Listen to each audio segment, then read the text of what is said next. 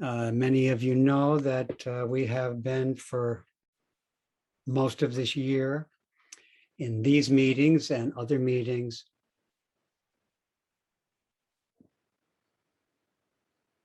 receiving compassion and giving compassion. We have been praising compassion. And again, I praise compassion as the most excellent cause of Buddhahood. Buddhahood, which has the nature of thoroughly protecting vulnerable sentient beings who are bound in the prison of birth and death, of all kinds of suffering. This is what Buddhahood thoroughly protects and liberates all these sentient beings. And its most excellent cause is great compassion.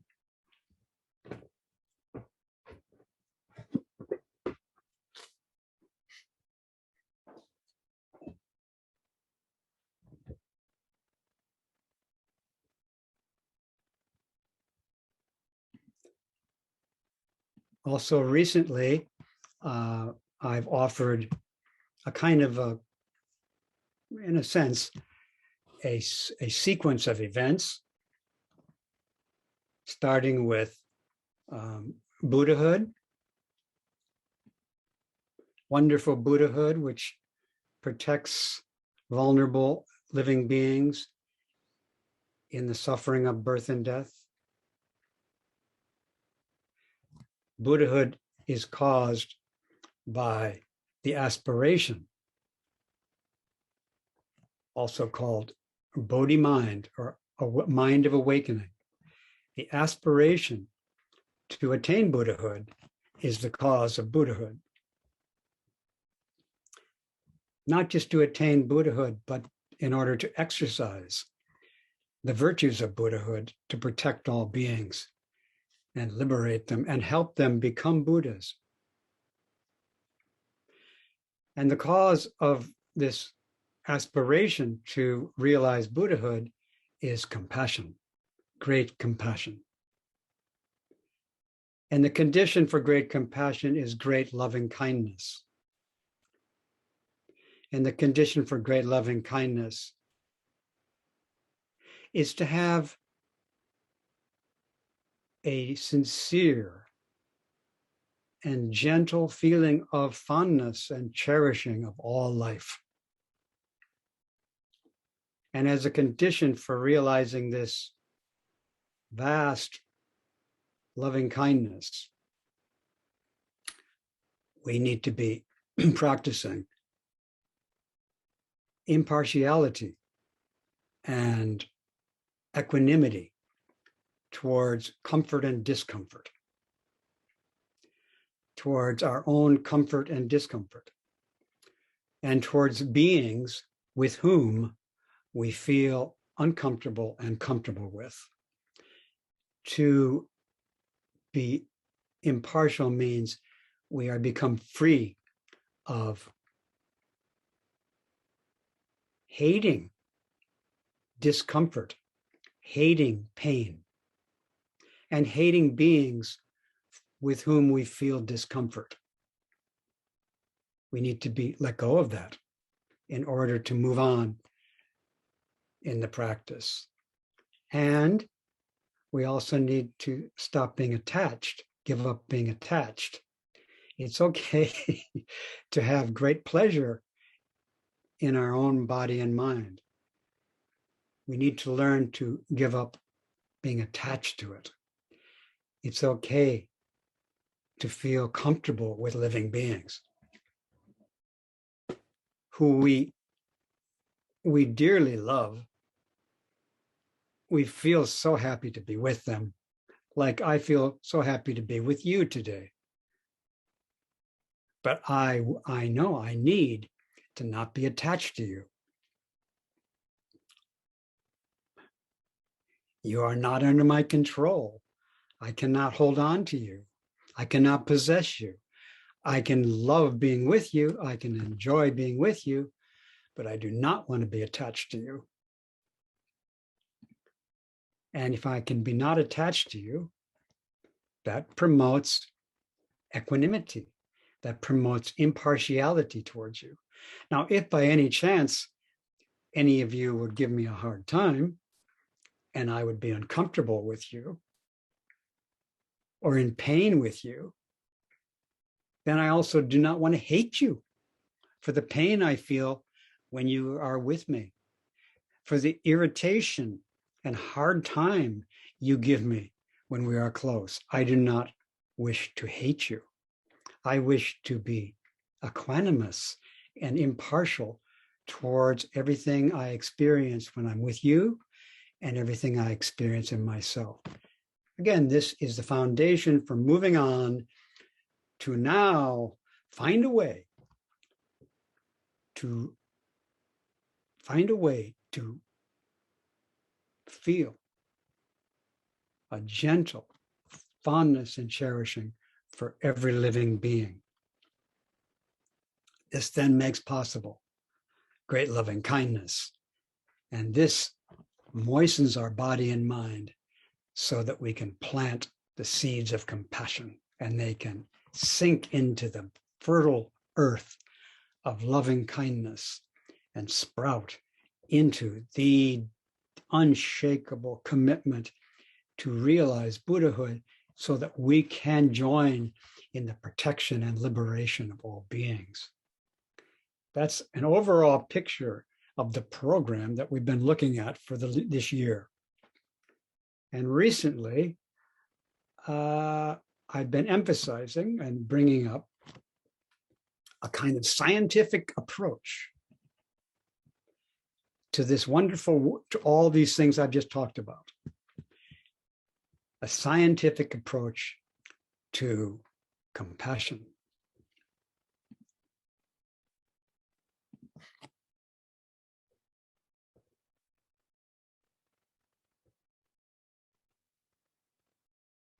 And today I'd like to emphasize a scientific approach to our own body and mind, which our own body and mind is calling for compassion, and our own body and mind is listening and observing with compassion. To scientifically study that. And again, a short version of what I've been suggesting is scientific study is to study by observing and experimenting. Now I'm talking about observing and experimenting with our own body and mind. This study of our own body and mind is an essential activity of compassion. Studying our own body and mind, observing our own body and mind, and experimenting with our own body and mind facilitates the fulfillment of great compassion and promotes the realization of Buddhahood.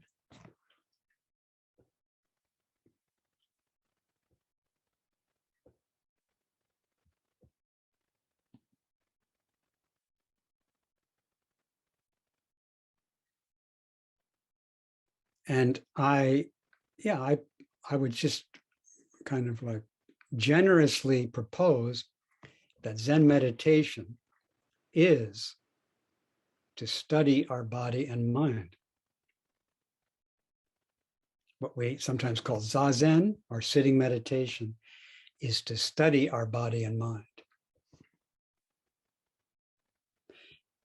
And we also study our body and mind in conversation with other bodies and minds.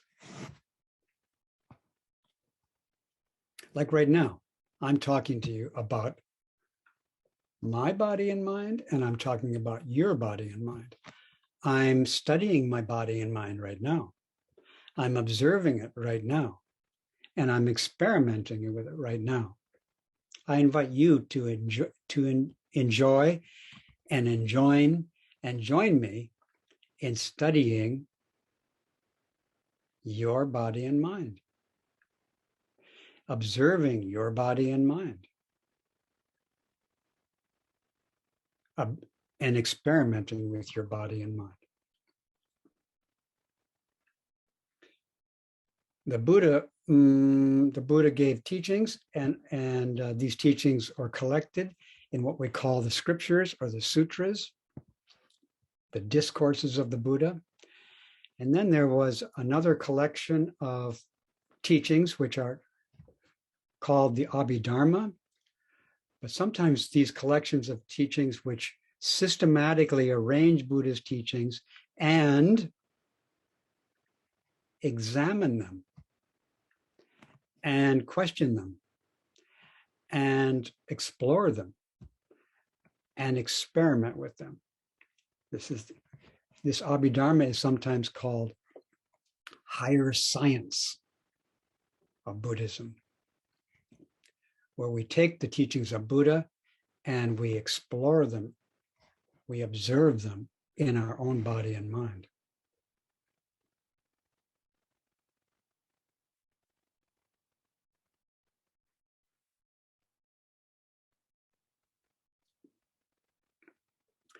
So now I start with a teaching of the Buddha. The Buddha taught about karma, which is also, it's translated, karma is translated often as action. And karma, action, is defined by the Buddha in Sanskrit as chaitana. And chaitana is a word which refers to the overall landscape of a moment of consciousness. This is, in a sense, a theory, a teaching of the Buddha, which is a theory, which we can study this theory, we can observe this theory, and we can experiment with this theory and test this theory. What's the theory? The theory is that the definition of action, and action comes in three forms: mind, posture, and speech.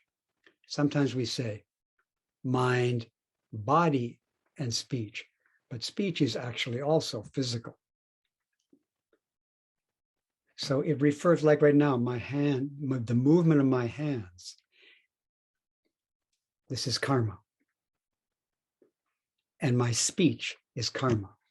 But also, which is present and is fundamental, is my thinking, the overall shape of my consciousness, moment by moment. Right now, in this moment, the consciousness which I have, which I'm living in, where there's a sense of me, that consciousness has an overall pattern. Part of the pattern of this overall pattern of this moment of consciousness is actually to see your faces. That your faces are in this consciousness. Also, bamboo outside this room are in this consciousness.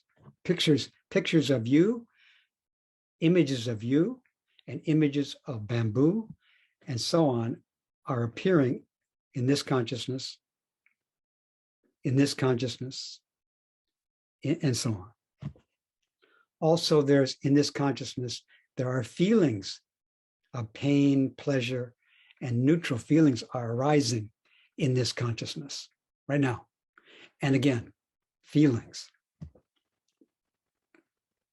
And there's an overall pattern which involves the thought that maybe I'll talk some more.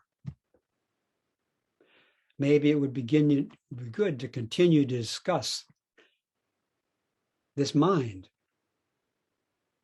the current activity of this mind. And the current activity of this mind, there right now, there is the observation of the current activity of this mind, which has a shape, which has a landscape, which has an overall pattern. And that overall pattern of this moment of consciousness and this moment of consciousness, that overall pattern is the definition of the current karma. Now, translating that overall pattern, I describe it overall pattern, but some other words for it are intention. And another word for it is thinking.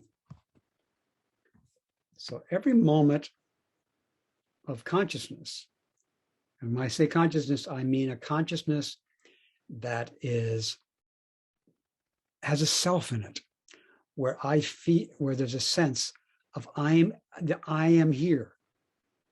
I am this. This is mine. This kind of consciousness, which is also called self-consciousness, but also called karmic consciousness. Because in this kind of awareness, this kind of consciousness is where karma is living. And what's karma again? It's the shape of this moment of awareness where I am. And every moment of this type of consciousness, every moment of this karmic consciousness has consequence. Every moment of karmic consciousness has action in it. And that action, moment by moment, has consequence.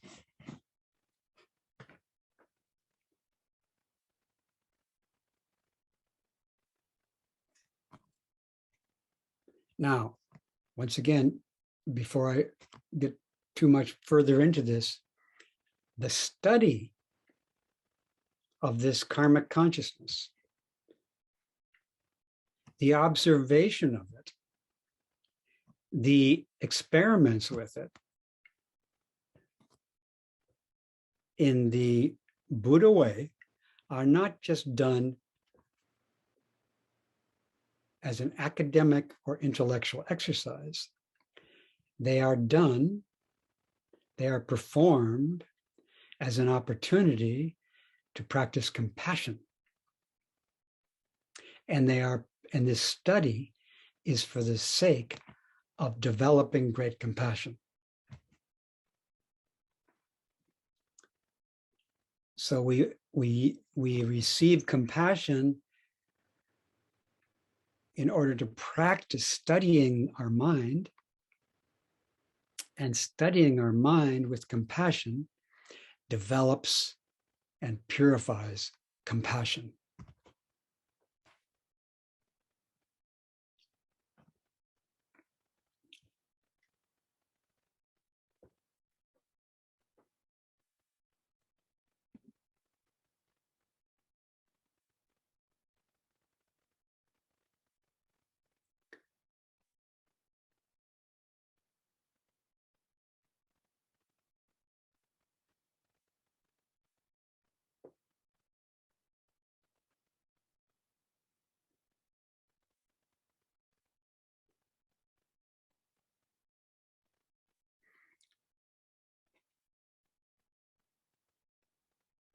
Looking at your faces,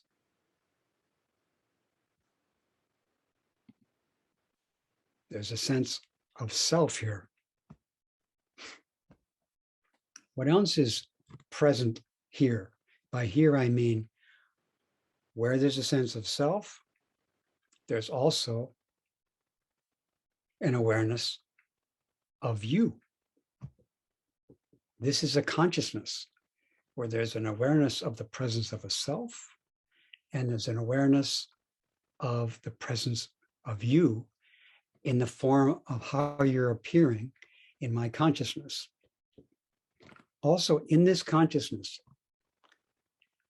there is the teaching, which as the appearance of you is a representation, is an icon of you. I don't actually see you, I see an image of you on a screen. And if you were here in the room with me, I would see an image of you in my mind, in my consciousness. So I'm studying consciousness, and I'm also applying teachings of consciousness. And I'm also speaking them to you, and you, if you wish, can apply these teachings to your current consciousness now. You can look to see what kind of mind is present. Is there somebody in there who's called I or me? And there are others appearing in this consciousness. And is there rooms and landscapes appearing in this consciousness? If you look at this, you are now studying body and mind. You are studying your thinking. People often say to me, I'm always thinking. And they say that sometimes with some discomfort, as though they're somewhat, uncomfortable with this thinking, and this thinking is always going on.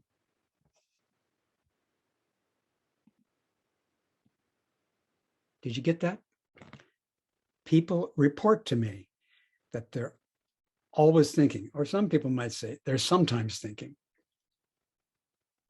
And that it is the thinking is sometimes quite an irritating thing to be aware of. The good news is that people are aware. They're aware of their consciousness, where the thinking is. I'll say it again. This is good news if people are aware that they're thinking, because if they're aware that they're thinking, they are aware of their karma. And in order to develop compassion, we need to study our karma, which is our thinking. And we need to see if we can learn to practice observing our thinking compassionately. And some of us may need to have conversations with others so we can report how we're looking at our thinking and get feedback on the level of compassion that's present in the observation of our thinking. Sometimes our thinking is quite unskillful. Sometimes our thinking appears to be not compassionate. In a moment of consciousness, the thinking could be an uncompassionate form of thinking. But if we're studying our body and mind and we notice, oh, the pattern of this consciousness is rather unkind, and even there's anger, or not anger, hatred here, or there's real severe attachment here. We could notice such things in the pattern of our thinking. Perhaps you've noticed that sometimes. Now, we're going to study this. I hope, I pray that we study this pattern of an unwholesome moment of consciousness. And we notice it, and noticing it with compassion means,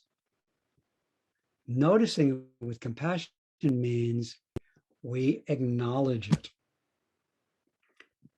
We acknowledge it. And, you can acknowledge it just to yourself. You can also acknowledge it to the Buddhas and Bodhisattvas. That was, this moment of consciousness is not kind. It appears to be not skillful. It's an unwholesome state of consciousness. And I confess it. And I'm sorry. And this noticing, just noticing it and calling it what it is, or calling it how it seems, And saying we're sorry, this is a compassionate way of observing. I had an unkind thought towards somebody, and I'm sorry. That is an observation. That is a compassionate observation. And it's also an experiment. It's an experiment on practicing compassion with our unwholesome states of mind and seeing how that experiment goes. Now, we could also notice, it could happen, we could be thinking, because as people say, we're always thinking. Whether you think so or not, you're always thinking. This karmic consciousness is always thinking. It's always thinking because it always has a pattern. It never doesn't have a pattern. And that pattern is the thinking. So in consciousness, when consciousness is functioning, which is not all the time, but so much of the time, when this karmic consciousness is functioning, there is thinking, there is karma. And it's wholesome, it's unwholesome, or you can't tell which it is. If it's wholesome, we should be compassionate to that too. But in that case, we don't have to confess that it's unwholesome because it's wholesome. We can just say, thank you for coming. I'm so grateful that there's a wholesome state of consciousness here. And I'm not sorry. I'm not sorry that this is a wholesome state of consciousness. I'm actually feeling pretty good about it. And feeling good about wholesome states of consciousness often goes with wholesome states of consciousness. You don't have to feel good about it. You can just feel neutral about it. And also feeling unhappy about unskillful, unwholesome states, that's repentance. That's compassion, because we want to have wholesome states, because wholesome states promote protecting beings. I'm giving you a picture of how to study and hopefully compassionately study your thinking moment by moment, which means studying your karmic consciousness moment by moment.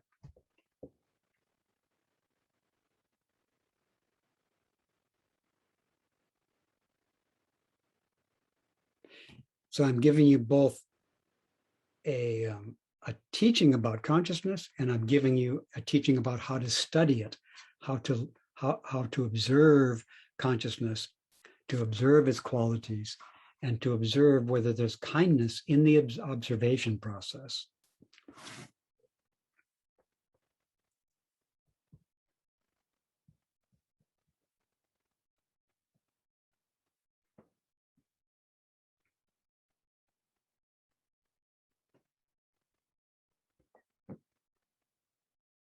Now, I'm going to kind of take a leap here of trying to, because, we only have a couple hours here. I'm going to take a leap here and try to, what's the word? Reflect on this teaching about studying consciousness to a description of what we call Zen meditation, a description of what the bodhisattvas in the Zen school do when they're sitting. And one of the descriptions that I often bring up, and many of you have heard before, in the description of the sitting is first of all, of course, in the description of sitting, we describe sitting. So in our consciousness, there's a body and it's sitting, like right now.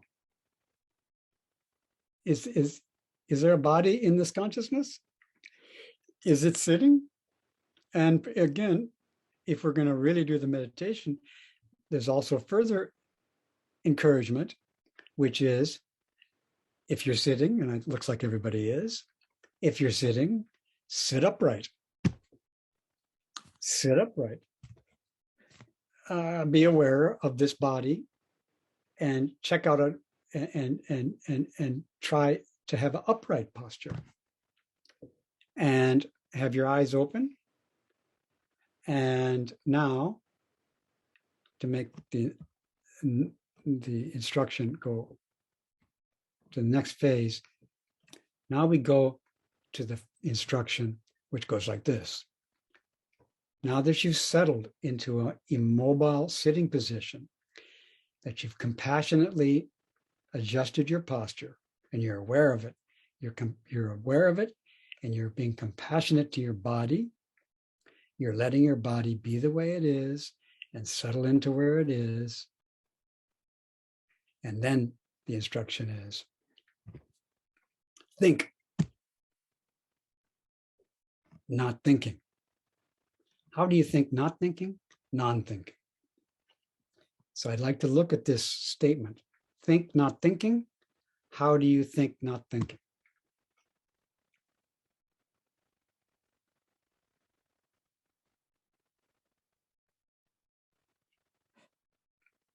So this is an excerpt from a story of one of the ancestors of this lineage, Chinese ancestor, whose name was Yaoshan of Wanyi, lived in the Tang Dynasty.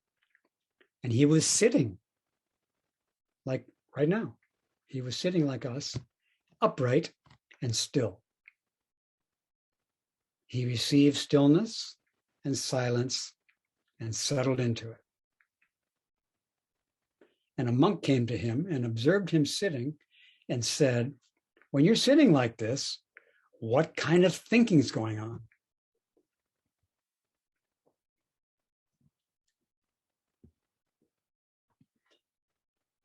In a sense, the monk was asking him to look into consciousness and tell him what kind of thinking was going on in the consciousness.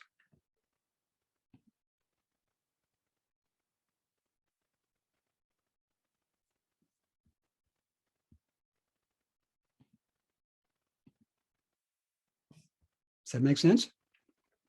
Here's a person sitting, and the monk wants to know what kind of thinking is going on in there, in this sitting. And the great teacher, the great Bodhisattva, did not say, I'm not thinking. The great teacher said, thinking, not thinking. Now, some people translate that as, I'm thinking, not thinking. But it doesn't really say I'm. Although there's an I'm there in the room, there's an I in the room, he didn't say I'm thinking. And the monk also didn't say, what kind of thinking are you doing? He just says, what kind of thinking is there in the mind of the great teacher, the Bodhisattva? What kind of thinking is in there? He didn't say, what kind of thinking are you doing? I'll come back to that. This thing about how he didn't say, what kind of thinking are you doing? He did not say that. And Yaoshan said, thinking, not thinking. So I don't think that he was saying that he was thinking, not thinking. I think that he was telling us that in this sitting, thinking is not thinking. And not thinking is thinking. The thinking that's going on in the mind of the Bodhisattva is thinking which does not abide in thinking. It's thinking which is free of thinking, and we call it not thinking. It's thinking which is 100% not that. And also 100% not that is 100% that. The thinking we do is not what we think it is.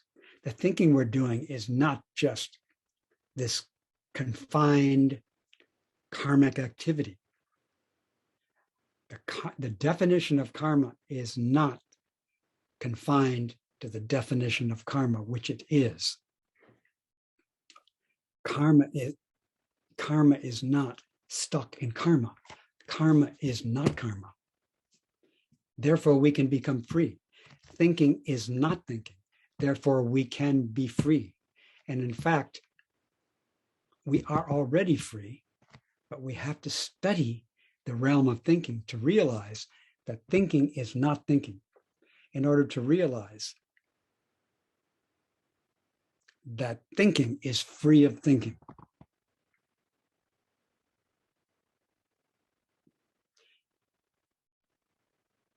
This great teacher, for this great teacher, thinking was not thinking, and not thinking was thinking, or is thinking.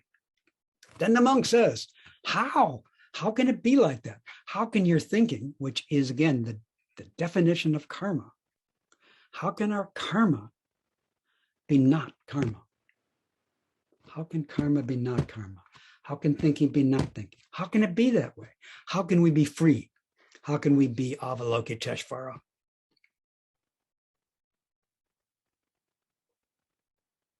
And Yao Shan says, non-thinking. So they're playing on this word thinking. Again, what's thinking? I'm saying to you, thinking is the current pattern of your karmic consciousness. What kind of pattern of karmic consciousness is there? The teacher says, not the pattern of karmic consciousness.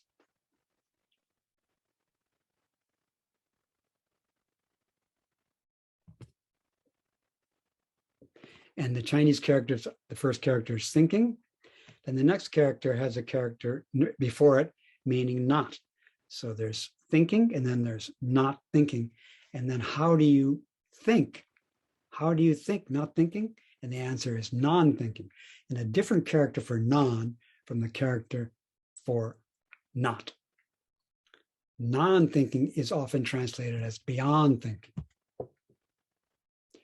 So the way that thinking is not thinking is beyond thinking, but also beyond thinking is the way of working with thinking and not thinking. And to make a long story short, I'll say for now, non-thinking is great compassion.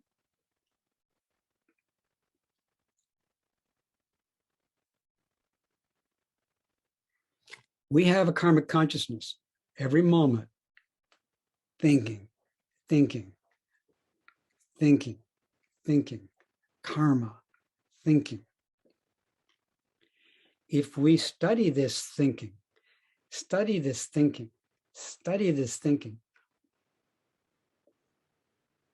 in the room of great compassion, if we make this consciousness a room of great compassion, studying what? Studying thinking, which we can observe. You can observe your thinking. I should say, your thinking can be observed. And not even your thinking, the thinking where you are can be observed. And when it's observed again and again, and things are noticed, like, this is wholesome thinking, this is unwholesome thinking, this is unclear whether it's wholesome. This kind of study in a compassionate way reveals the freedom of our thinking and our freedom of karma.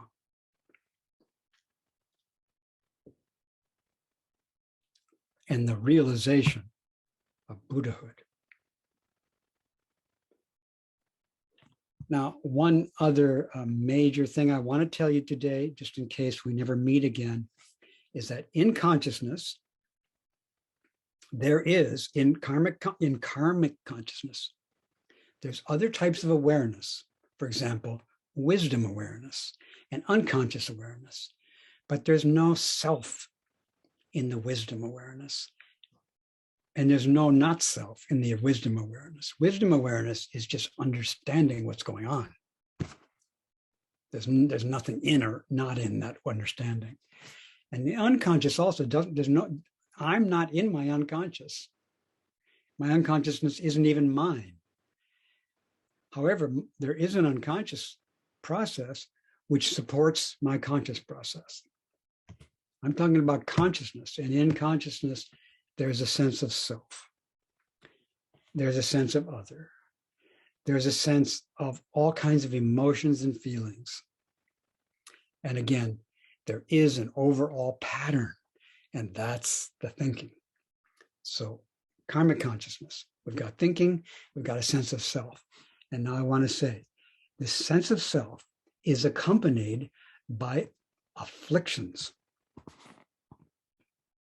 There's many kinds of afflictions which could be in our consciousness. And some of them are there sometimes and not there other times. For example, hatred is an affliction, which sometimes is in our consciousness. And it's a terrible affliction to hate anything. To hate ourselves is an affliction. To hate others is an affliction. To hate anything, to hate the trees, to hate the rabbits, to hate the gophers, to hate anything is a terrible affliction. And to be attached to myself or others is an affliction. And to be confused is an affliction. And some of these afflictions, especially confusion, are often present in our mind. We're not always having the affliction of attachment. Like, I don't know, if you go into a beautiful temple someplace and you walk in and you think it's fabulous, you might think this is just a great place, but you don't necessarily attach to it. You don't think it's yours. You just feel grateful to be in such a beautiful building. Or if you're out in the woods, you might feel, oh, it's so wonderful here, but not be attached to it and just keep walking. But when you're walking through the forest, it is an affliction to grab onto one redwood tree and, hold on to it and not let go. It's an affliction. It doesn't help you protect it. So these afflictions are basically things that interfere with us protecting what we're attached to or what we hate, but also they interfere with us teaching compassion and practicing compassion. So they are present, but not always. But what is always present until we have some kind of breakthrough with this sense of self is 4 afflictions. And they're there all the time. First one is self-confusion. There's a confusion about the self. The confusion is not the self, it's a delusion about what the self is. Next is self-view. Self-view is not the self, but it is an idea that the self is looking at what's going on. So we got a lot of stuff going on, moment by moment, a lot is going on. Have you noticed? And there's a sense of self. Have you noticed? Please notice there's a lot going on and there's the sense that somebody's here. And also there's a sense that of some of these things are mine. There is a me, there's a myself, and there's an I, and there's mine. This is normal in karmic consciousness. Okay, once again, there's an affliction that comes with that sense of self-confusion. There's affliction that comes of the idea that the observation that's going on here is the self-observing. It's not the self-observing. That's just an idea. That's an affliction. It makes life in karmic consciousness more complicated and tricky and confusing. It's an affliction to think that the self, for example, right now, to think that myself is observing you. There is observing you, and there's the idea that I'm observing you. But that idea that I'm observing you, I don't believe in, and therefore, if I don't believe in it, it's not an affliction. But there is that sense of I am observing, that of self, that the self is doing the viewing, rather than the whole consciousness is doing the viewing, which is more true. The whole consciousness is viewing the whole consciousness. The whole consciousness is aware of the pattern of the whole consciousness. The whole consciousness is aware of the thinking, not the self. But there's an idea that the self is aware of the thinking. And there's a confusion about whether the self is the thinking or not the thinking. again, confusion about, is it my thinking or not my thinking? Confusion. The next, those are both afflictions that come with sense of self. The next one is self-pride. And self-pride is the pride that we are controlling the thinking, that the self is in charge of the activity of the moment. The self is in charge of and directing the consciousness. That's an affliction. That's not true. That's a delusion which afflicts us.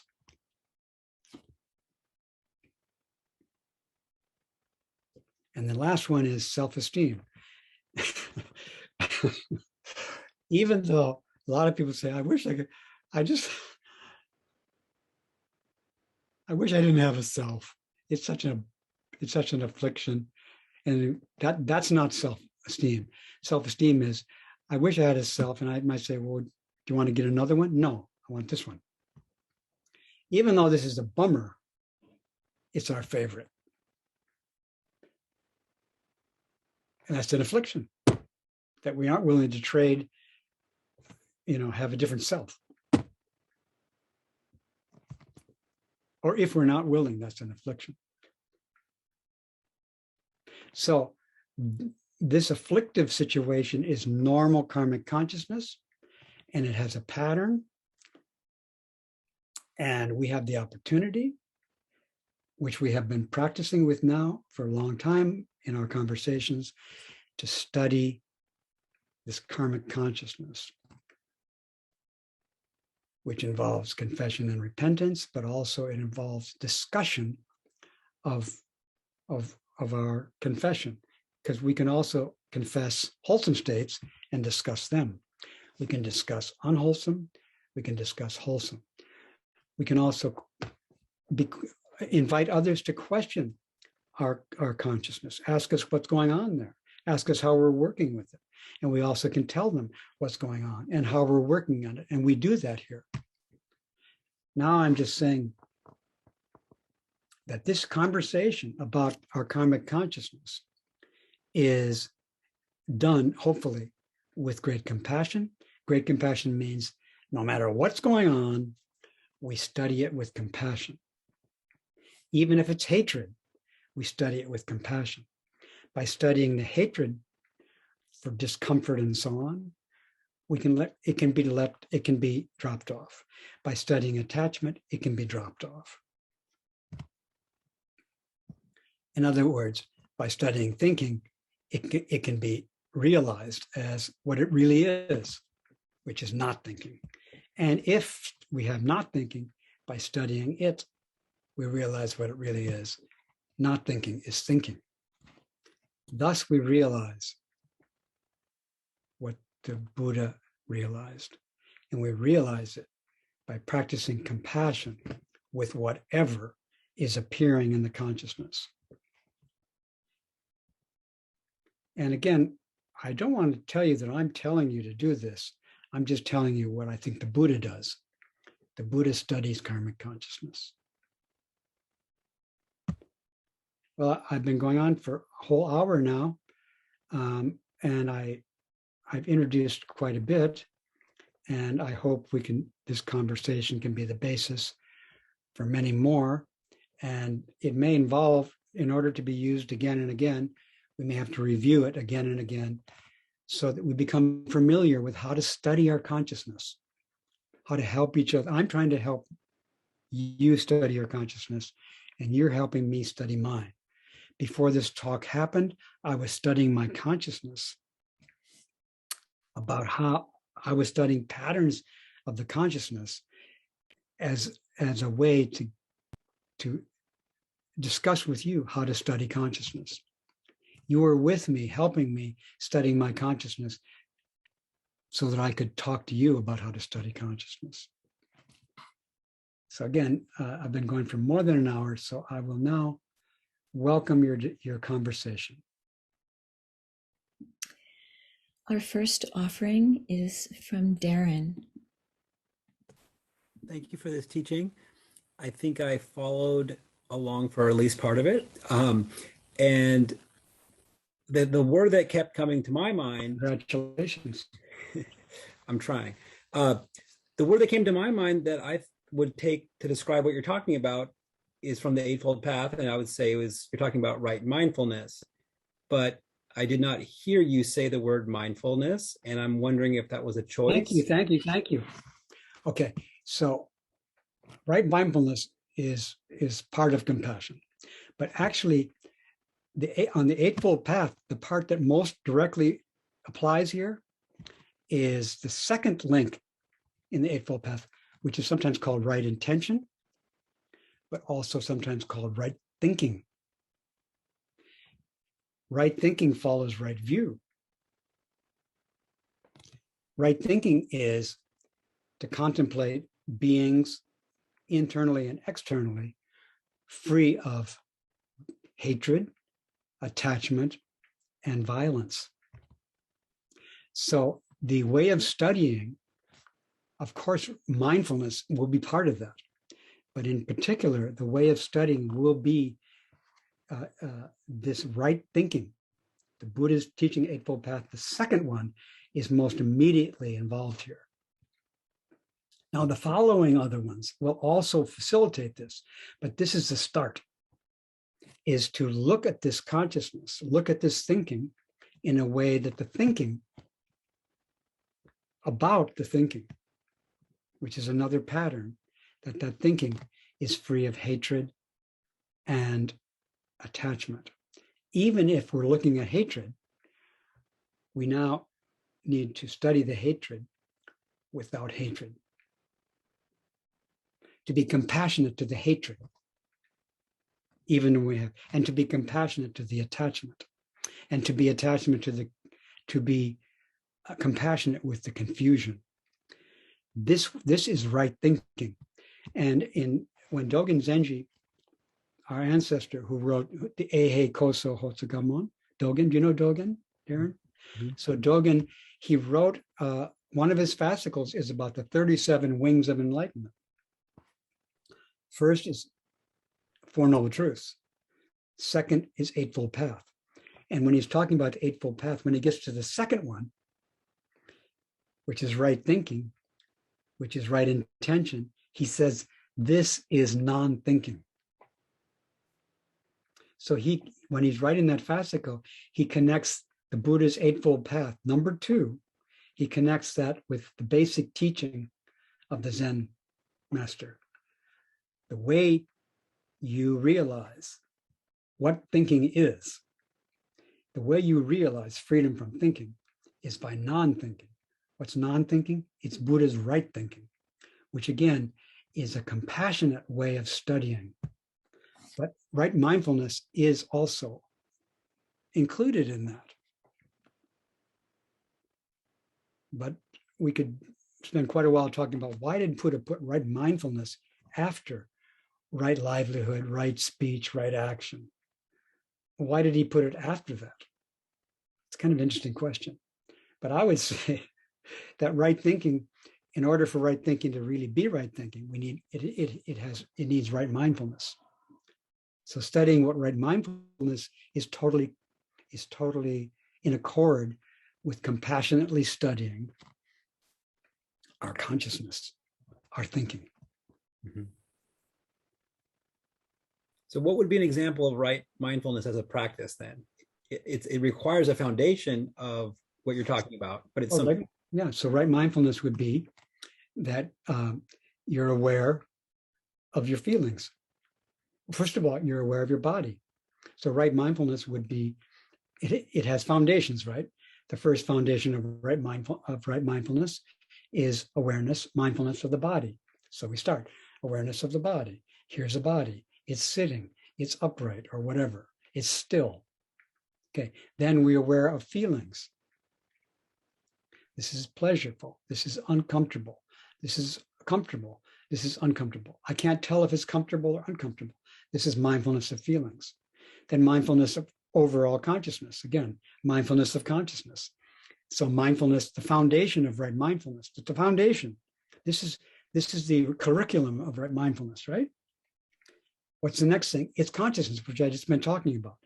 The third foundation for right mindfulness is consciousness. Then the fourth foundation is to the contents of the consciousness, which again, I've been encouraging us to look at. What's the consciousness of this consciousness? What's the content? Greed, hate, delusion, and so on. Enthusiasm, faith, lack of faith. So those are the foundations. So what's my mindfulness?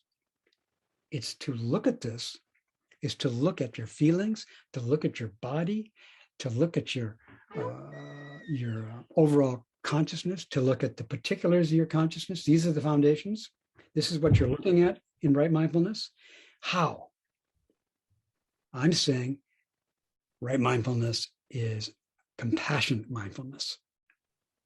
It means you look at your posture and you welcome it. You're generous towards it. You let it be. Like you sit up straight as a gift, not to control yourself, just as a gift. Then you look at your posture and you observe it's not straight, it's not upright, and you're compassionate to that not upright posture. But you have the posture there to look at, to observe, to be mindful of. And how mindful? Generous towards your posture. How careful of your posture. How patient with your posture. How diligent with your posture. How focused on your posture. This is right mindfulness of posture. Then with your feelings, the same. Then with the overall state of consciousness, like a disturbed consciousness, an agitated consciousness, a calm consciousness, a happy consciousness. This is like the kind of getting the overall view of the consciousness, the thinking, the overall thinking. Now we get, and you would observe that with right mindfulness, means observe it with compassion. Of course, mindfulness is observing, and the later teachings are emphasizing that the observation of right mindfulness is compassionate observation. It's not right mindfulness not to let what's happening be happening. It's not right mindfulness to be impatient with what's happening. However, if you're impatient, it's right mindfulness to let your patience be your impatience be impatient. And then you're practicing patience. You're practicing mindfulness. So thank you for bringing that up. What I'm talking about is the four foundations of mindfulness as the content of our compassionate non-thinking, which is our compassionate right thinking. Okay? The second link of Buddha's Eightfold Path is what Dogen calls and what Yaoshan called non-thinking. And it's beyond thinking because it's thinking's loving friend. It's great compassion, which is beyond the thinking. It's whatever the thinking is, it's there. If the thinking comes and goes, the compassion doesn't come or go. The compassion's always there with this constantly changing thinking. Isn't that wonderful? Thank you. Thank you. Thank you. Our next offering is from Gil.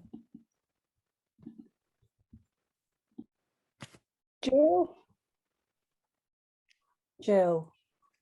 Hello, Reb. Hello, Jill. Thank you so much. Thank you for your talk and for being there as ever. I wanted to confess and repent because it felt like it fitted initially with my question. I'm not, and I have some doubt about that. I've just spent the weekend. Are you confessing that you have some doubts? No. I thought I heard you confess that you had some doubts. I'm also confessing that I have some doubts. Okay.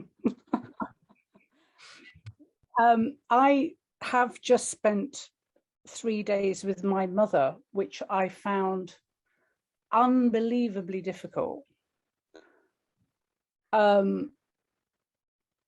I just found it almost impossible, and I hated her. And I knew that I wasn't being cruel to her, but I wasn't doing exactly what she wanted.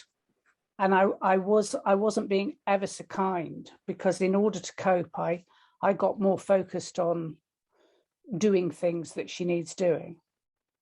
Because she's 92 and she lives alone, and she won't move anywhere. She won't really take into account anything about the impact on anybody else. And so I was kind of in this terribly wound up state, trying to do things. But the thought that I had in my head was, it was really, okay, this is the state that you're in. And really, you can't help it. You can't really help this thought. You can't really help these feelings. They're just doing what they're doing. And actually, that felt very compassionate towards me, because what I would normally have done in the past, is feel very, very bad about that. But actually, on behalf of my mother, who is 92, and really decrepit, and really failing on every level. She's failing, she can't hear, she can't see properly, it's uncomfortable to move, she's got masses of things wrong with her internally. And I would like to be patient and tolerant and kind. But the best I could do was think, you know what, I can't help this. And I wondered whether that was a kind of compassionate observation, really. I wonder too. I think it sounds like when you say I can't help this, it's almost like it's kind of like compassion. Another way to put it is, you let it be. Yeah, I let it be. Yeah, I wasn't wound up about it. I was just you realize you're not in control of what you feel, and then you sort of acknowledge that, and then how you feel actually quietly said, "Thank you, Jill, for realizing that you're not in control of us coming and going. We're just coming to visit you because we want your compassion. So thanks for letting us be." Yeah. And you said that you can't help them, but I think what you meant was you can't control them. You can't make them come and go, but you can't help them. You can help them. You can't control them, but you can help them. And you kind of did help them by saying, I can't control you. They appreciate that. They're not coming to you to have you control them. They're coming to you for you to recognize them and let them be. And you did, pretty much. And you helped them. Oh, I did. And you helped them. And you helped them. You helped them by being compassionate to them, which involves recognizing, hey guys, I'm not in control of you. And they're saying to you, correct, you are not. We didn't come here for you to control us. We came here for you to listen to us. We came here for you to witness us. And you say, okay, I witnessed you. I'm not your boss. I am your witness. I'm your compassionate witness. I want to help you, not by fixing you, but by being your witnessing friend. And they say, thank you very much. Go tell Reb that. And not only does that help them, if you treat them with compassion, which you did, by recognizing they are not something that you can control, and not something you do control. By being compassionate to them, you help them, you help yourself, and you help your mother. And if you can develop great compassion, which means with all of these things that come to you, that you can receive them generously and say, thanks for coming, guys. Thanks for coming, pain, which I'm not in control of. I'm your witness. I'm your friend. If you can do that with them, you can do this with this unbelievable difficulty that you feel in regard to your mother, which is basically the same thing we're just talking about. the unbelievable difficulty that you're not in control of. You can't make that get bigger or smaller. It's already enormous.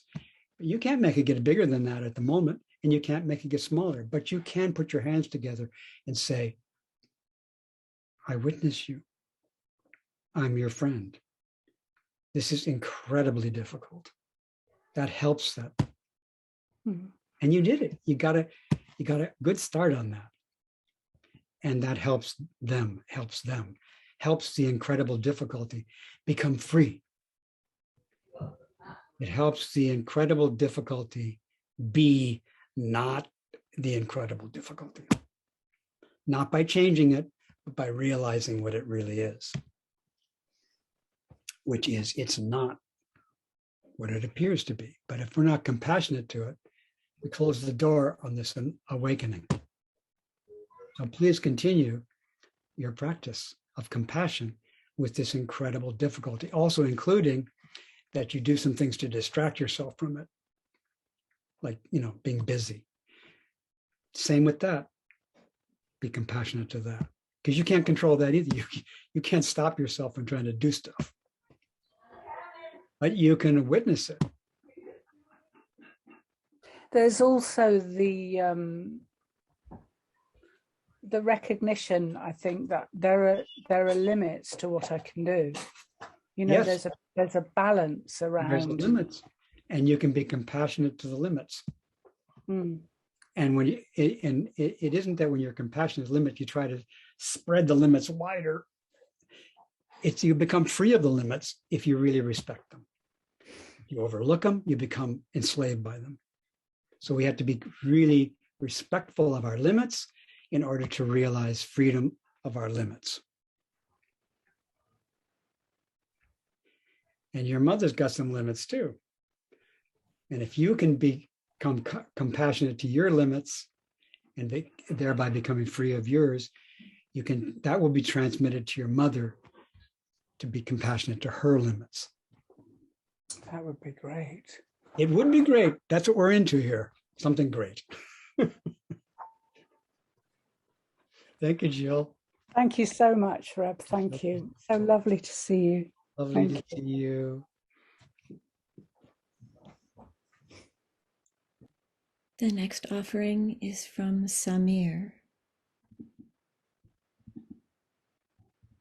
Hello, Reb. Hello, Samir. And hello to everyone. Bonsoir. Bonsoir. Bonsoir, Reb.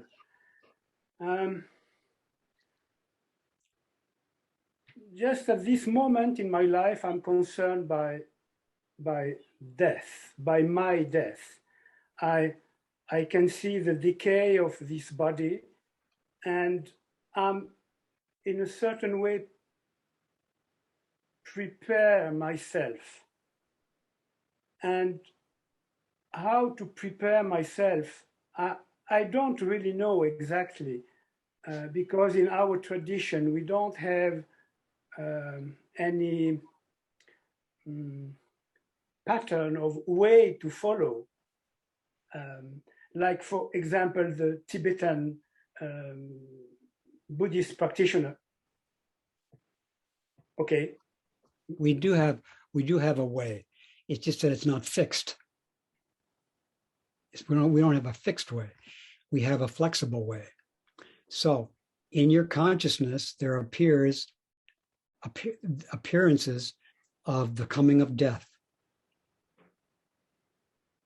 And also there appears ideas of preparing for death. These are things in your consciousness. These are patterns. These are contributions to the pattern of your mind.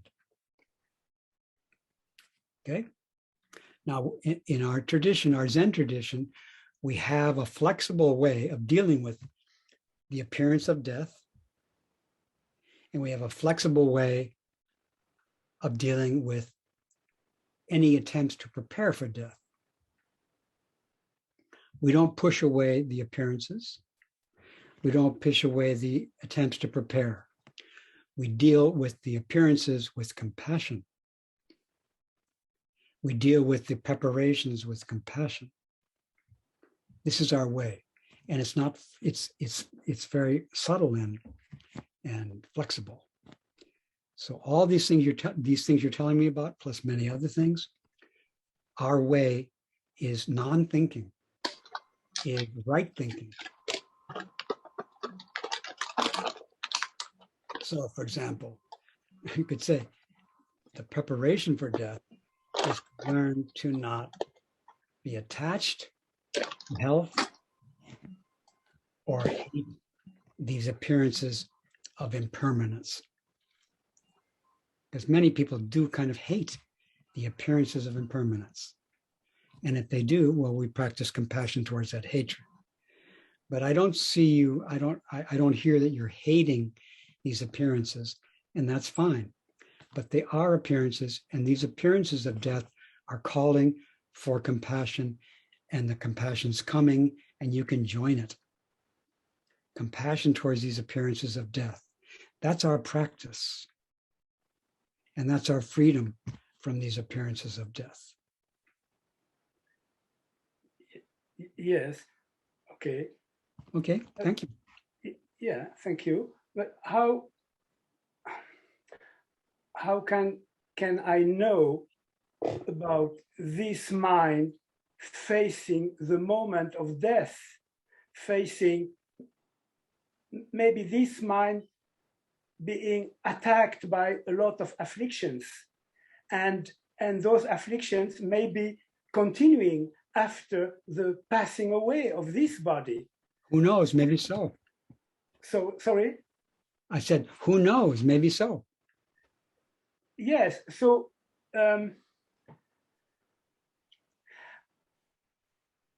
You know the expression, do you know the expression, don't put the cart before the horse? yes. No. So I would say, don't put the cart before the horse. Right now, you have this question which you just raised. Yeah. Yeah. What if this? What if that? That's right now. That's right now what you have to deal with. If you learn how to deal with these questions or these appearances or these specter, you know the word specter? Some kind of like, Yeah. It's probably the same in French, I suppose. Yeah. Yeah. So these specters of death are going to keep appearing. And as they appear, if you can be compassionate to them, you will be fine when if these specters come to you again, and they will keep coming. And if you keep practicing with them, you will be more and more happy that you're practicing with them. But one of the, not exactly specter, but one of the things that comes along with this is the question, how can I be certain that I will be able to handle that? And being, a lot of people, how will I be certain that I'll be able to handle tremendous afflictions which will come? And that's another thing to be kind to. Yeah. I'm not certain I will be free. And I'm not certain I will do well when the onslaught, the army of death comes to me. I'm not sure I will do well. But I will work with what I have now so that I have a chance. But how do you know? I don't know. I don't know. But there is no certainty that at the moment of death, you can be able to connect with. I don't know. I don't know. I don't know. And I don't know. And also I don't know. But people want to know. And the people who want to know, I want to practice, if it's me, I want to practice compassion with the one who wants to be certain. Yeah. If I require certainty, then I'm compassionate to the person who requires certainty.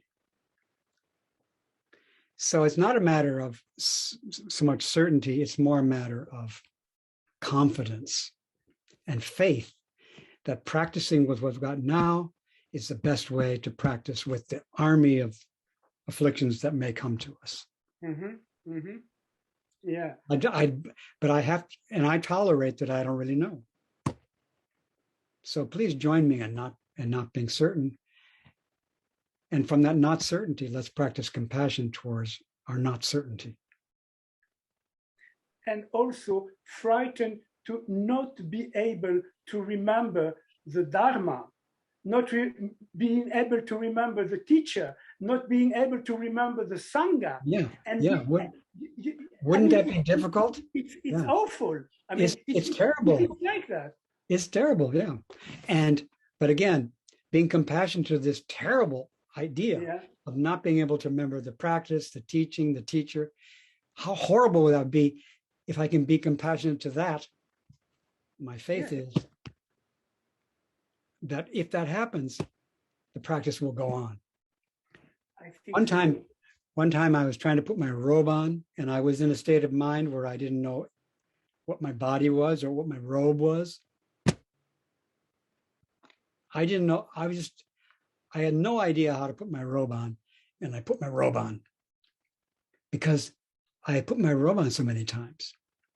If you do this practice and you don't know who Samir is, or who Reb is, or what the Buddha is, or what the Dharma is, if you do this practice, the practice will go on, even though you do not know anything. But because you practice, the practice will go on. That's my faith. it's my faith too. Pardon? It's my faith too. Yeah. So keep doing the practice. The practice will go on after you don't even know what practice is. And then people say, Samir doesn't know who I am anymore, and he doesn't know who Samir is, but he still practices. It's so beautiful. He has no mind, and the practice goes on. How could that be? That's what we want. We want a practice which doesn't, again, a practice which is beyond thinking. So we do a practice now which is beyond thinking. So if the thinking turns into an atomic bomb, the practice goes on. It's beyond this unreliable thinking, this unreliable certainty. That's not the point. The point is this practice of dealing with certainty and also dealing with uncertainty, or vice versa. Dealing with uncertainty. If anybody is certain, be compassionate to them too. So when the certainty goes away, the compassion goes on. When the uncertainty comes, compassion goes on. And if certainty comes, no matter what, we want the compassion to be there. So train with what you've got now, and if you train that will go on and deal with further situations, which I don't know what they'll be. I don't know what the future afflictions will be, but we chant, afflictions are inexhaustible. I vow to continue to practice with them.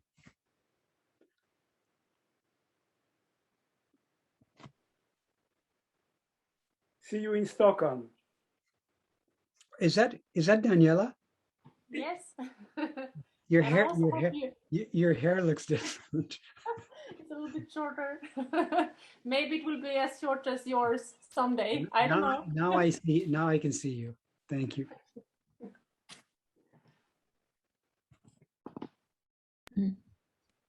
The next offering is from Homa. Good morning, everybody. As I was listening to your conversation this morning, at the beginning, I was listening. I was really totally with what you were speaking. And at some point, which I realized I even raised my hand, is that from my experience, all this listening was taken, and then it started to become, it's like making, mandalas, some of the beautiful Buddhist with sands, they do it and they brush it off. That was my total experience. It was like totally painted and then brushed it off. Good. Yes. And actually, Glad you weren't attached to the paintings. Yes. And then when it was brushed off, my experience was like, what happened to all that clarity? Where did it all go? Because it was very clear. My mind was very clear at the first, as you were speaking from before I raised my hand. Then I realized so many times that how the patterns, the images, the concepts, the ideas that comes into consciousness or that is consciousness, and the no mind, which goes beyond all of that images, ideas, concepts, beliefs, feelings, emotions. And that being, I heard that you saying, because my question was, what is compassion? What is compassion? And then I realized again that no mind, that no thought is what you refer to as compassion. Then I looked into all the patterns, and the patterns became interested to me. And I realized anytime I see that pattern and me not as that pattern, so I see 2 patterns or 3 patterns or 4 patterns, in that thought of seeing several patterns, then automatically I go into me, I, them, that. So I realized that. And then also I realized a pattern which I called it in my looking was the pattern of fear, which I did not hear you mention the word fear at all through your conversation. Sorry. I brought it up. Yeah, thank you. Thank you. So in the consciousness, there's fear too. Yes. Yeah. And then I looked. There's fear because of all these, Exactly. Exactly. So thank you for bringing up fear. Exactly. So I saw all that I see is because of fear. I mean, all this me, I, mine, you name it, underneath it is that fear. Then what the question rose in me, yes. What you said is important for me to tell you that I would change the priorities. You said it's all because of fear. But I say the fear is because of all of these misunderstandings of the consciousness. I can see Because of these afflictions, because we think we're in charge, we feel fear. So it's more like delusions come first, then the fear. Okay. So that is where I need to thank you. I think that was the piece I was missing. So I don't know where to go with that. Just keep studying. I like to study it. Exactly. Because I like to study. And the reason I like to study because I go in it, I go deep in it, and I really see it. So the seeing is what makes the difference, not the reading it. So thank you. Yes. Yeah, thank you. Keep it up. Excellent. So keep working these mandalas and thank you.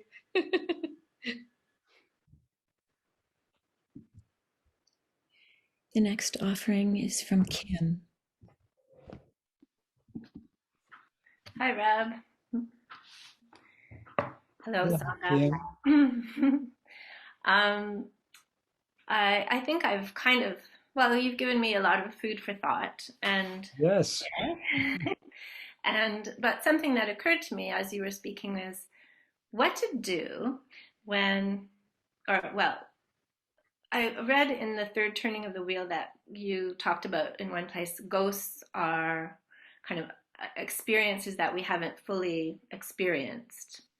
And at night, like around 4:00 in the morning, usually I'll wake up and there'll be something that I guess I haven't fully experienced, and it's a recent thing. It's not like a great specter or something, but it will be something that I need to or that I feel compelled to work out. But it's disturbing to me because it's like 4:00 in the morning and I don't want to be awake thinking about this thing. But I guess my answer to myself, given what you're talking about, is to be open to that and to be compassionate with it. And very often I actually do work out whatever it is. Like my thinking is productive. I always like to be productive.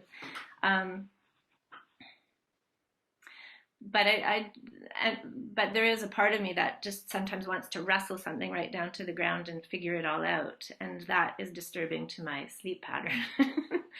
So so I guess it's not really a question, it's more of an observation, I suppose, but I wonder if you have any comments about maybe how to get a bit better sleep given that. Well, to me, it seems like these things are coming to you to receive the hearing that they didn't get during the day. Mm-hmm. And if you give them the hearing that they are asking for, that makes it a good night, although you're not asleep. And if an impulse to figure it out comes, maybe that didn't come earlier, but right now that's asking also for you to observe that. It might be new. This thing comes up, and maybe instead of listening to it, which it wants, you respond by trying to figure it out. But now this is a new thing, this trying to figure it out. And that wants to be witnessed with compassion.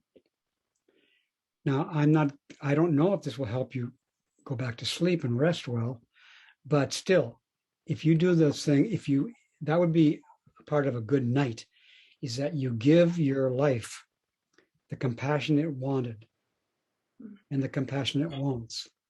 So you may not be able to sleep very well because you're so busy offering compassion through the night.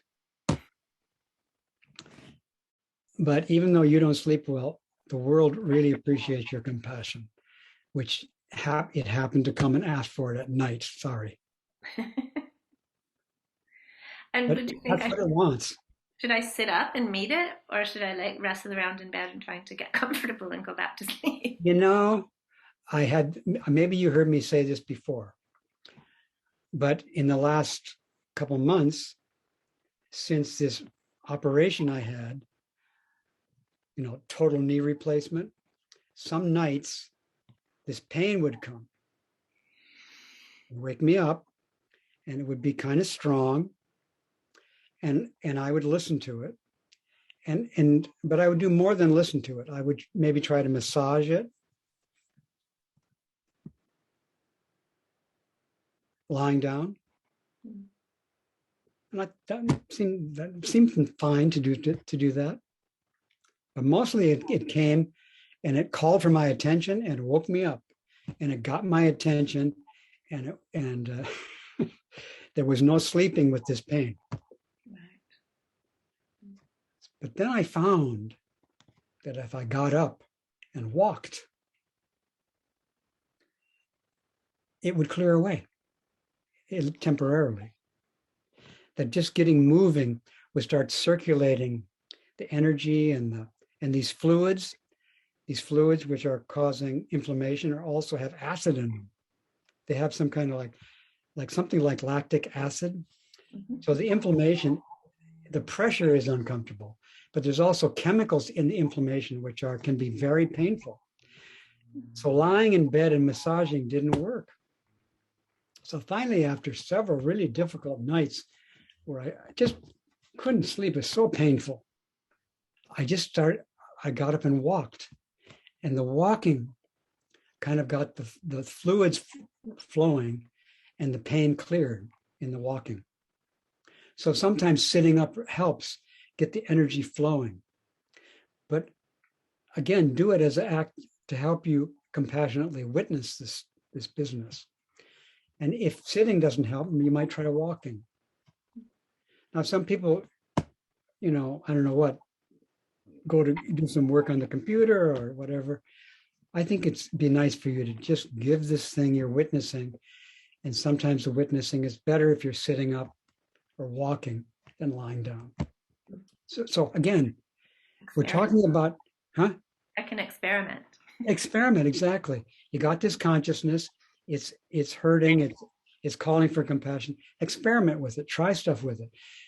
The theory is observing and experimenting is the path to discovery, but not necessarily a good night's sleep. Sorry. Thank you. Although, it might be, you might go to sleep really deeply right after that. Who knows? Hopefully. Yeah, that would be nice. Yeah. Because we do need rest. Thank you. Thank you.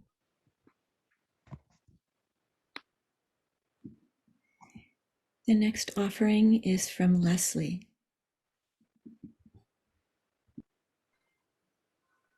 Hi, Reb. Thank you. Hello, everyone.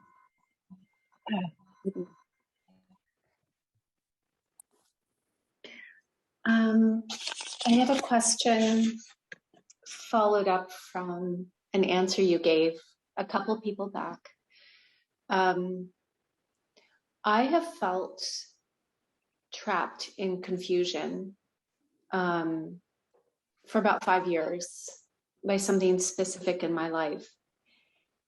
And you said something about by giving that, whatever that is, compassion.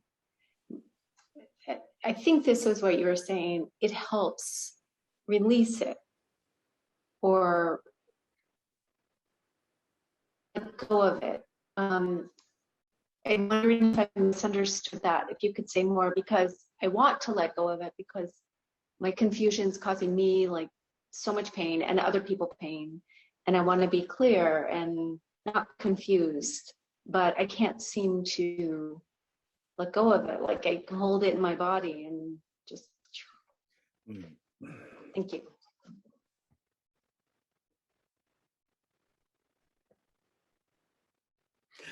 I said at the beginning that we praise great compassion because it is the most excellent cause of Buddhahood. And Buddhahood has the nature to protect vulnerable living beings who are trapped. Like you said, you've been trapped for 5 years. That was when you started to wake up. When you noticed you were trapped, that was an awakening. That was a moment of realizing the human condition is we're in prison. What's the prison? It's our karmic consciousness. And the nature of Buddhahood is that it protects us who are in this, who are caught. It protects us, and it protects us by showing us compassion. So practicing compassion towards all, into the situation of entrapment, which is, again, the situation of entrapment is our karmic consciousness. We're all in this trap together, though, and we're helping each other become free of the trap, but not by getting rid of it. And in the trap, we wish to get rid of the trap. That's a normal thing to have in the trap. But that's just another thing to be kind to. If I want to get out of this trap, and my wish to get out of the trap is witnessed with compassion, that wish to get out of the trap calms down and makes room for more compassion. So compassion for this trap situation will help you realize the nature of this situation, and you will be free. You will be free of it without getting rid of it. Just like what we're describing here, what you told me about is thinking. And this thinking it's entrapped, it's enclosed, and it's full of affliction. And one of the afflictions is we want to get out of the affliction.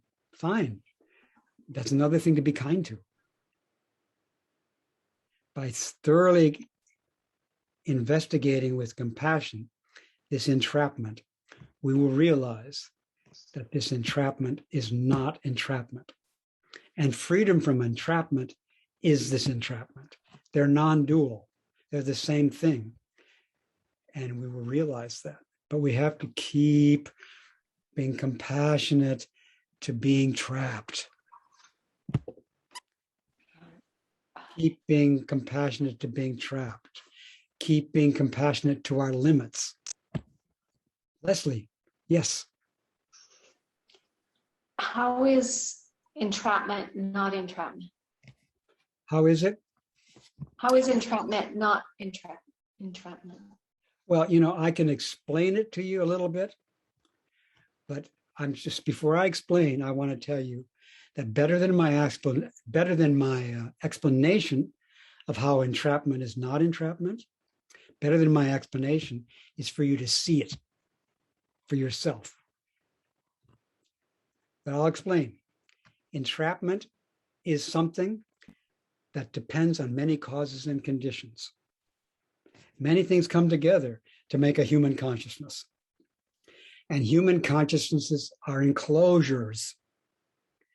And the evolution of our biological species and other animals too have created this wonderful enclosed consciousness, which is also called the headquarters of our life. It's the command center of our life. It took a long time to evolve beings who had this enclosure, this powerful enclosure of self-consciousness. Many conditions give rise to it. Moment by moment, for its arising. It arises from our unconscious evolutionary history. It arises from our body. And because of all these causes and conditions, this consciousness has no inherent existence of itself. It is basically just the causes and conditions that make it. It's not how it appears. It lacks inherent existence. So it's basically not how it appears. It's everything but how it appears. How it appears is a highly reduced representation of it. And therefore, it's not what it appears. Therefore, it's free of how it appears. But we have to be kind to how it appears to become free of how it appears. Because not only does it appear that way, but it comes with a little subtitle which says, this is not an appearance, this is reality. And we don't even see that subtitle, but we fall for it over and over.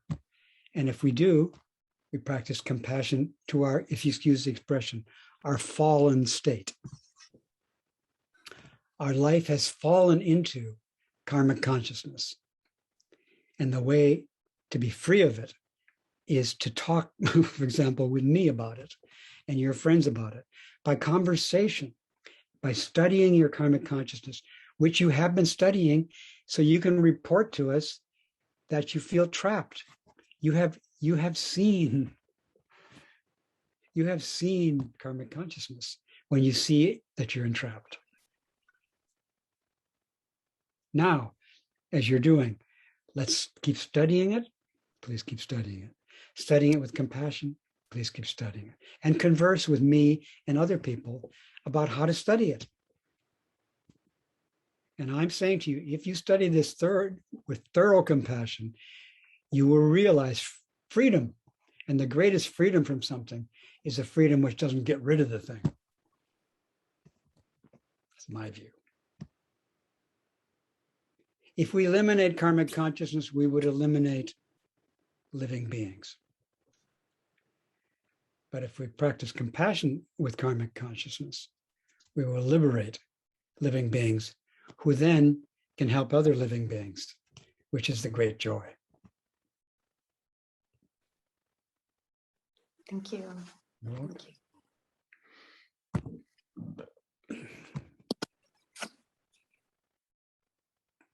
Reb, I'm wondering if we have time for one more. Yes, one more. Our next offering will be from Maggie.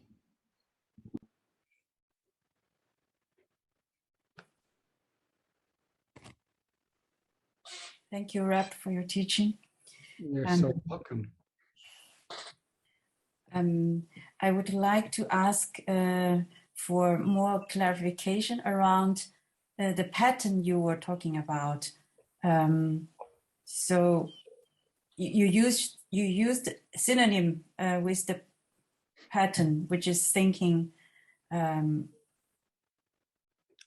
my question is, well, could I just mention something to you? Which, since you know Chinese characters, the Chinese character that's used in this case for thinking in Buddhism, for this overall pattern of consciousness, it's the character which has the rice field on the top and mind on the bottom. Yeah. So in the character, it has a pattern. So thinking is the pattern of consciousness.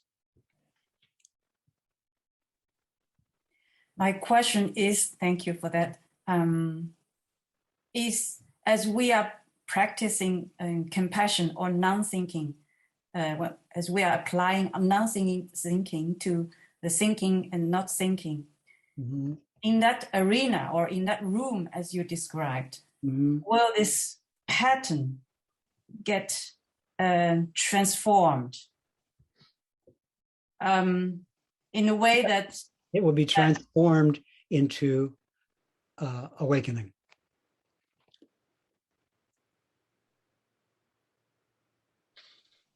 then it's not a pattern anymore. That's right. Well, that, again, if you practice non-thinking with thinking, which is the pattern, thinking is the pattern, right? If you practice non-thinking, compassion towards the pattern, you will see that the pattern is not the pattern.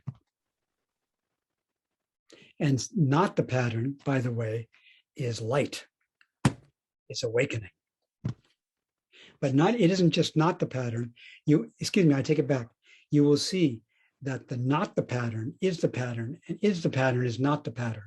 So in that way, the pattern will be transformed into awakening, where you see pattern is not pattern. Thinking is not thinking. By practicing non-thinking with thinking, you'll realize that thinking is not thinking. So the thinking will be transformed into thinking, not thinking, not thinking, thinking, not thinking, thinking.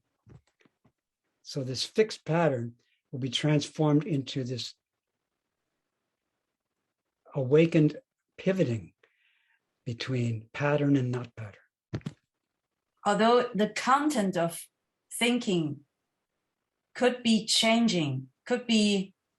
Yeah, it could. It's changing all the time anyway. Not exactly changing. I mean, what's in my mind is I'm imagining with this compassion practice, what gets transformed in the content of thinking could be that there will be more and more wholesome thinking generated compared with.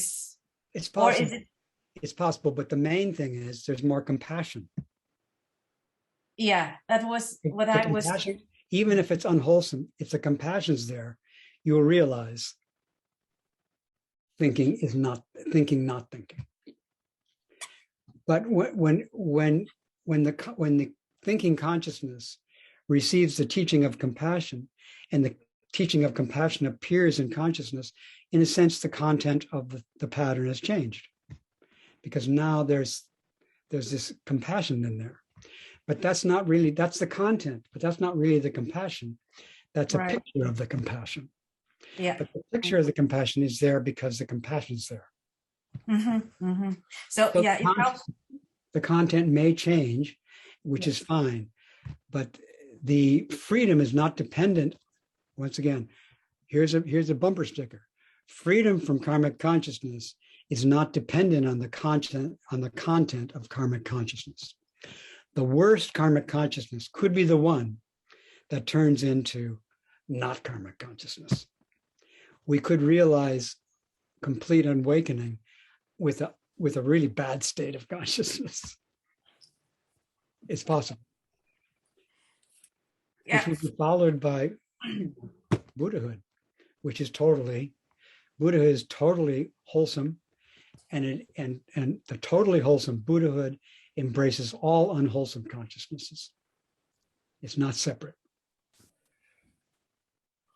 So it is more like, even if the content of the thinking of the pattern changes, let's say from negative to positive, but that's not the point. That could be a kind of side effect, even if it's positive. But the point is the practice, right? As you were talking to Samuel, the practice goes on. Whatever the content is changed is regardless what the content is. Yeah, and part of the practice is to hear the teaching, practice wholesomeness. So we do, but we don't. It's not wholesome to practice wholesomeness to get something. We practice wholesomeness as compassion, not to get something. Right. That's my confession point. I realized I thought practicing will help us to get more and more wholesome thinking. That's not the point. That's not the point. But your confession of it is compassion. Thank you. Thank you. You're welcome. Okay. Well, what a wonderful event this was. And, I'm not attached to this event. I'm going to give it up now. I'm not attached to all this great feeling I have for you all, but I do have a great feeling. And I really feel gratitude to your great Buddha mind that you brought to this meeting and that you shared with all your friends. Congratulations to everybody. May the merit of our meeting extend to every being and place, and may we together with all beings realize Buddha's way. Beings are numberless. I vow to save them. Afflictions are inexhaustible. I vow to liberate them. Dharma gates are boundless. I vow to enter them. Buddha way is unsurpassable. I vow to become it. Thank you, everybody.